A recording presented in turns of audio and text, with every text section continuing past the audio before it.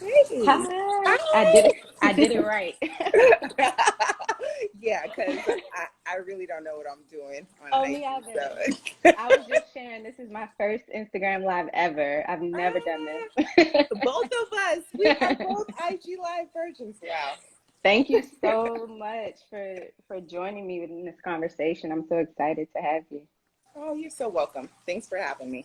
Of course. So I wanted to wait until you joined to kind of, give some background on what we're doing, but um, we really wanted to start this series just not only due to National Publicist Day at the end of the month, but also because I personally know how integral publicists and the work that you do is to the artists, to live shows, to everything in the entertainment industry. You guys are like the backbone. Um, and you personally, you've had such a diverse career experience, and I think you're really the perfect person to kind of jumpstart this conversation and share insight, I guess, with anyone who really is looking to dive into the publicity world.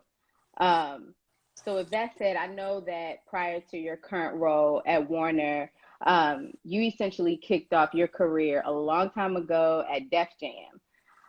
Yeah. So I wanted to talk about that and how you kind of got started there.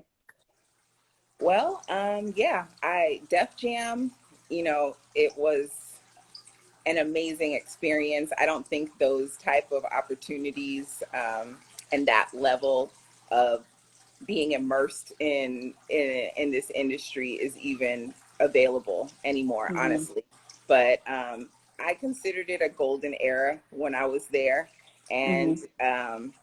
it was really by accident how I started at Def Jam. I was a dancer and got a casting call for a Ja Rule video, and it was What? at the Def Jam office. Yeah, this was like in 2000. So Oh, okay, yeah, it's okay. a long time ago.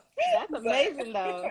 Whole different career path. yeah, Yeah. so from that, casting conversation and me turning down this role ultimately led to me getting an internship with the label. And Hmm. it's just like hit the ground running. Yeah. Internships aren't like that at all anymore. And it was like they depended on us for everything. We were such a big part of the company, you know, moving and shaking on a daily basis. Yeah. And we had responsibilities that any director would have today. So, Yeah. yeah, I learned a lot fast. It was just like they threw me into the fire and was like, okay, go for it. Yeah. Type of thing. But Yeah. it was an amazing opportunity and time, and like, people that I met during that time and the relationships that I established and nurtured then, I mean, are ones that are still, so important today. Hmm. And you realize how small this industry is Yep. being Yep. in it, for a little while. But those people who you interned with, or, those people who may have mentored you at some point, or you may be mentoring at some point, Hmm. it's quite possible that they might be, the next big executive at a company just a few years away. So always keep that in mind, as you're cultivating relationships. Totally.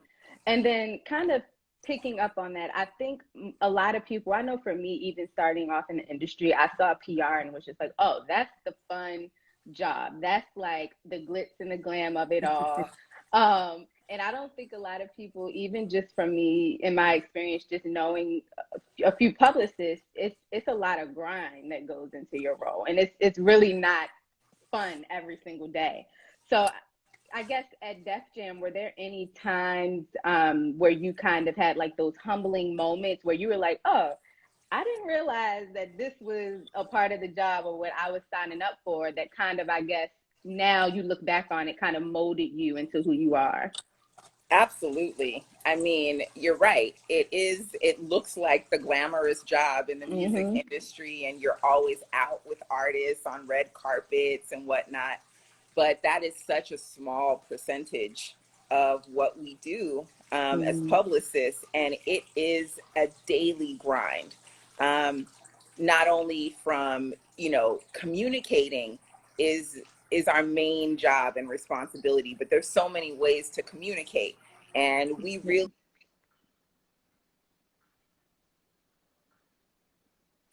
you have to have amazing writing skills. And I don't think that a lot of young people understand that in this day and age, you know, and English class is great, but when it comes to being able to shape a narrative and like tell a story about an artist, and you're really like the touch point between the artist and the world, you're presenting them in a way that has never been done before. And that's a lot of responsibility.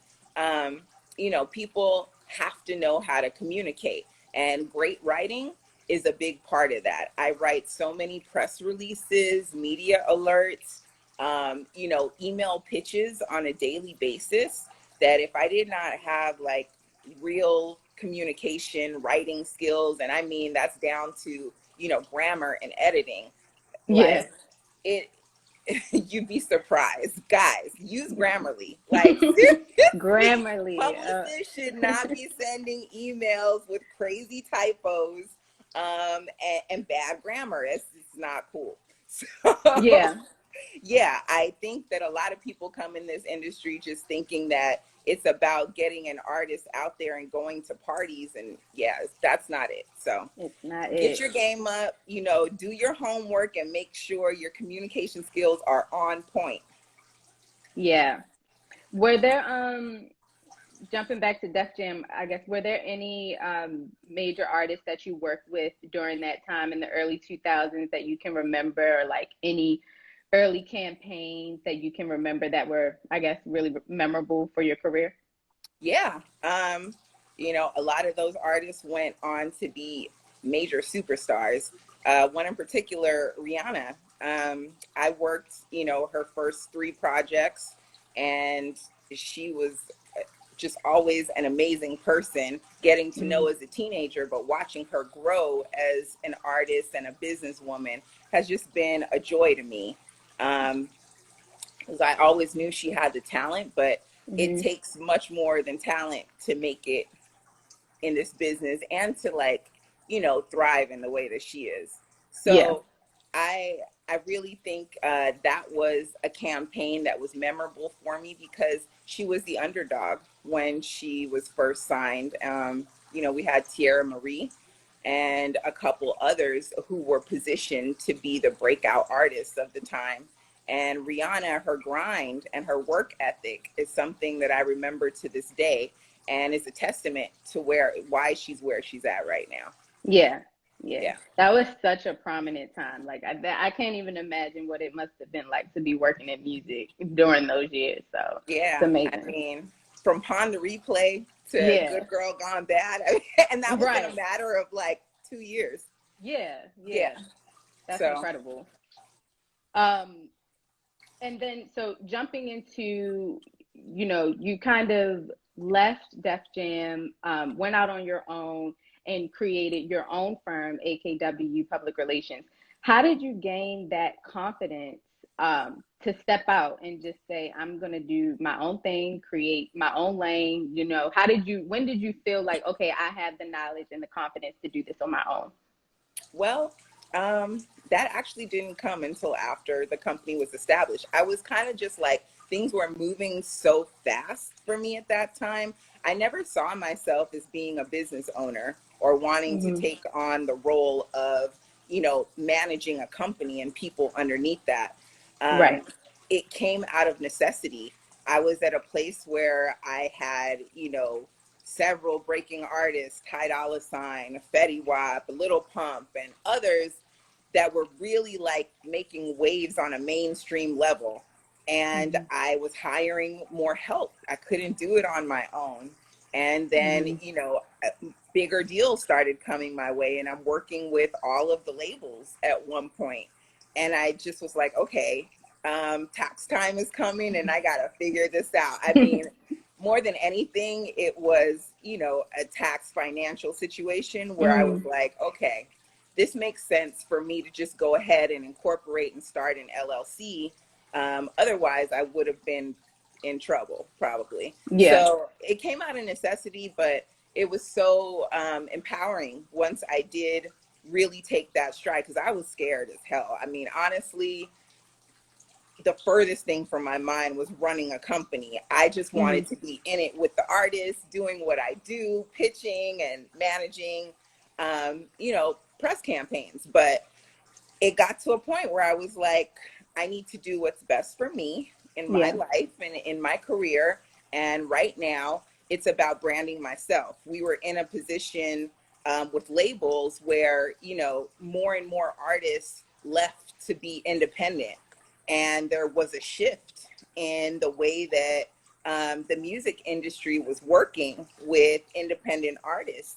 And I was able to come in with the knowledge from a major label and the sensitivity of just wanting my artists to win and being so passionate about all of the artists I was working with, that it kind of really put me in a different bracket from other publicists. It set me apart, and I was able to secure accounts with a lot of the majors and agencies that some indies weren't, or just, Yeah.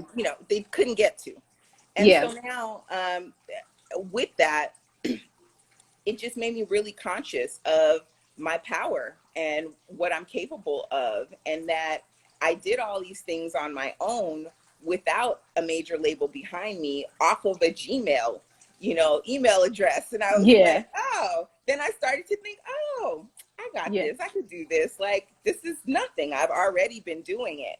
Yeah. And so I kind of just stepped into my own power after really just looking at myself and understanding what I've done, and like celebrating some of those accomplishments, because I think especially as Black women, Yep. we are constantly working, and it's always like it's never enough. There's always something else to get to, and we don't really stop and take the time to look at what we've accomplished and all we've done and the impact that we've made. And it was from other people telling me, oh, you've done this, you've done that. And I'm like, really? That I actually stopped and looked at it. And then I got, my point of view shifted, a different perspective. And I stepped into my power and I just claimed what was mine. God had this for me. It's something that He gave to me and no one could take from me. Yep. So even in this day, now being at Warner, I branded myself as a credible entertainment publicist, and I have my own company, and that's me. And, that's something that no one can take from me. Even now that I'm, back with a corporation, I still have my own entities, and that's important. Amazing. Amazing. Um, and then specifically with AKW, as far as locking in new clients, what does that process look like for you? What are you looking for in new clients? How long does the process take? Like, what does that overall, I guess, when you're going into it, how does it look? For me, every client that I've worked with and every deal that I've been able to secure has all been word of mouth. I've never had a website. I am not that social, and everyone's different. That's just me personally. Yeah. And it just comes with my track record and my credibility. So having my own company, it gave me the leverage to pick and choose the artists that I wanted to work with instead of being handed a project that I'd have to deal with. So I took that very seriously, and I would not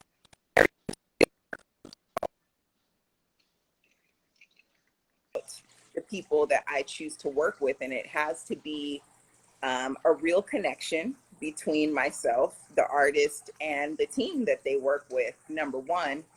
And number two, the music for me. It really has to resonate with me. It has to move me in some sort of way, because I've been on the other side of that. And if you're an indie artist, it's even harder to break through to the masses without the bigger budgets. You need to have something that people can grab onto. And for me, that's the music. So if that's not there, unfortunately, I don't want to work with you right now. But Yeah. other than that, like, it's making sure that you have a team that can fully support a campaign.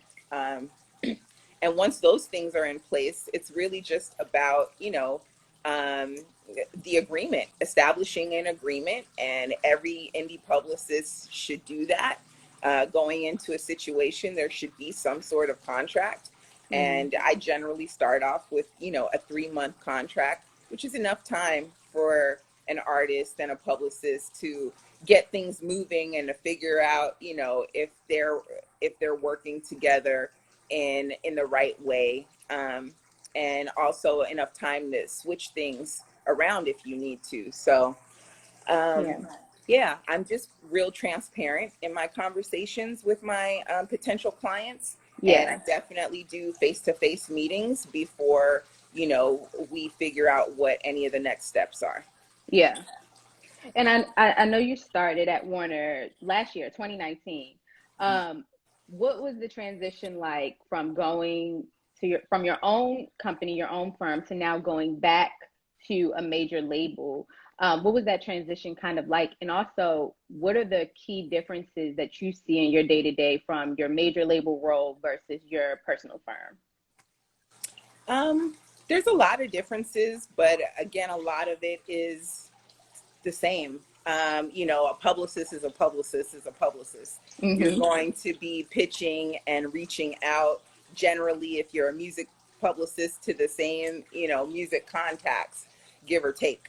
And there's no difference with that being at a major or being at an indie. It's still a lot of outreach, a lot of contacts that you're dealing with every single day. One of the main differences that I see, and I brought up earlier, is budget. That's something that is definitely going to be a factor. And a lot of times, indie artists don't have budgets to support a campaign. So they're looking for barters or partnerships, or, ways that they can work with a press partner to have them sponsor something that they're Mm-hmm. trying to do, instead of coming together and producing something on both sides, where we're able to do that with a major label. um, Sometimes that can be stifling, especially Mm-hmm. in this day and age where media is, it's getting harder and harder for them to secure resources, and keep full-time staff. So, we're always figuring out how to make the most of the money and the tools that we have for artists. Mm-hmm. And I think that's a big difference from the indie side and a major label. Yeah. Um, yeah, as far as me though, just work. Um, you know, in my role at Warner, I'm a senior VP there. Basically supervising the entire urban roster. And when I was solely at AKW, running the whole thing there too. So as far as the work responsibility and load, that hasn't changed much. I will say, being back at a major label, there's a lot more meetings, just generally, a lot more meetings. I feel you. Yeah, a meeting about a meeting, Uh-huh. but used to it. It's Got part of you. the culture. Yeah. Um, at Warner, what projects have you been working on that I guess you're most excited about, especially during this quarantine time? Like, what have you been doing? Like, what has your schedule been like? Because I obviously know, like, the line of work probably hasn't changed much, well, the scope of work, but the way that we're functioning now definitely is different. So, what Yes. projects have been most memorable? Um, I've really enjoyed working with all of our artists, but some of the projects that I've worked on, I'm particularly proud of, in this last year, definitely would be Wale. The Mm, conversations around his album, Wow, That's Crazy. Um, and really coming out right before the protests hit, with the song and single Sue Me, that's just so important. It's so powerful, and it really is something for us, for this culture. And I'm like, I felt proud to be a part of putting that project out in the world. Yeah. So that's definitely something, anything to me where I feel has a positive impact on the world through the music, I feel is especially urgent and important and something to get across. Another young artist I've had the pleasure of working with this year, Tidron Bryant. I don't know if people saw the viral clip that he put out with his song I Just Want to Live. He's 13, was 12 at the time, and really just belted his heart out on camera. And this clip went viral and caught our attention. We ended up signing him and putting out his first EP. He's just so talented and full of life and joy. Mm-hmm. And it's uplifting just being around him. But I'm like, to be able to present him to the world and make sure that people really grasp what he's doing, it means so much to me. Yeah. Then I have like my fun stuff and things that I just love, to get down with my artist. That it's a vibe. Yeah. It's Sweetie. Yeah. Sweetie, like, to watch Sweetie grow and like come out and kill it even Kill during it. this pandemic has been like one of my daily joys, going online and watching her, just watching Yes. what she does next. Yes. But to see all of that come together with the music and like this amazing rollout that we have planned for Pretty Bitch Music, it just really excites me. It's a great time to be at a label in urban music. There's so much possibility and potential, and our artists just innovative and really doing cool shit that I'm Yeah. happy and proud of. So yeah, Love it. it's I good to love be a it. part of. Um, Another question, kind of jumping back to, I guess, like your day to day. How do you manage, and this is probably more so for AKW, but how do you manage expectations? Because, you probably do receive contacts and reach outs from aspiring artists that are like, I want to be on a magazine cover. I need to have radio play. I want to headline a festival. How do you manage those type of expectations to help them, I guess, understand, the work that has to go in before you on the cover of a fader or something like that? Just honesty, complete transparency. And I think that's so important in our jobs as publicists, with our clients and also with our partners in the press world.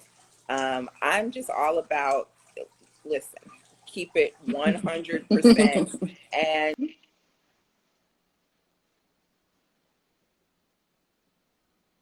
anything else. And I'm Mm-hmm. very clear on what those things are. And it's goals and it's milestones that we look to hit. And, we continue to do that until we reach that cover or until we get that TV booking. But they need to know off the jump that it is a process. None of those things happen overnight unless, you overnight just Yep.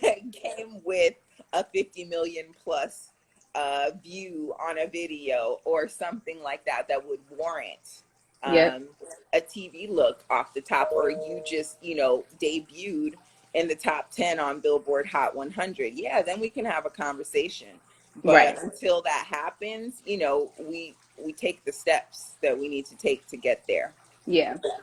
Yeah. And touching on that too, I know, like, outside of just like the music booking shows, there's also the aspect of like philanthropic work, other types of appearances. How important are those aspects to your artists' careers? Like, how big of a part do those things play? They're huge. I mean, personality is what pulls people in. A song might get their attention, but it's the artist's life, and it Mm-hmm. is who they are as people that really pulls in their fan base and makes them more than just a song. It makes them Mm-hmm. someone that fans and their audience wants to get to know and wants to follow and wants to be like. And that's, the ultimate goal, I think, for us. Yep. And that's where you see the turnover in Yep. sales and consumption. Totally. Um, I guess as we start to close it out, any advice to aspiring artists and creatives, that are looking to pitch themselves to someone like you? Yeah. For artists, I would just say, don't stop believing in yourself and continue to be as passionate as you are about honing your craft as you are as about breaking out in the industry. Like, Mm-hmm. make sure that that balance is there, because you might have one more than the other, and it can sometimes take away from you getting to that next level. There's a lot of artists who have great passion and want to, really break through, and there's a personality there and this and that, but the music doesn't stand up. Then you have some artists who have amazing music and they don't know how to have a conversation. They haven't been able to build any type of fan base on their own. And they don't have a direction with where their music is going. Those are the artists that, even though the talent's there, a lot of times it doesn't work out because we don't really understand who that artist is to be able to Right. present it. And unfortunately, a lot of artist development has been cut out of the industry.